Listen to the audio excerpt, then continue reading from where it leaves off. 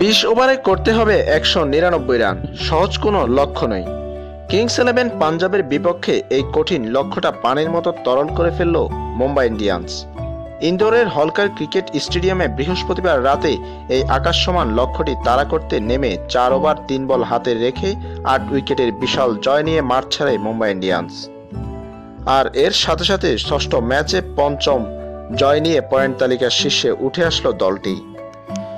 এই জয়ে নিঃসন্দেহে সবচেয়ে বড় অবদান রেখেছে ইংল্যান্ডের জশ বাটলার। ব্রিটিশ দলের সহ অধিনায়ক করেছে 77 রান। ব্রিটিশ দলের সহ অধিনায়কের ঝোড়ো ইনিংসটি গুরুত্বের দিক থেকে ছাড়িয়ে গিয়েছে হাশিম আমলার সেঞ্চুরিকেও। 37 বলে 77 রান করা ইনিংসটিতে ছিল 7টি 4 ও 5টি ছক্কা। আর সাথে নীতিশ রানা করেছে 34 বলে 62 রান। তাই হাশিম আমলার দুঃখটি থেকেই গেল। 60 বলে 104 রানের চোখ ধাঁধানো সেই ইনিংস খেলার পরও দলকে হারতে দেখতে হলো হাশিম আমলার। হাশিম আমলার দুর্দান্ত সেঞ্চুরির পরে দল পেয়েছিল 199 রানের আকাশসমান স্কোর।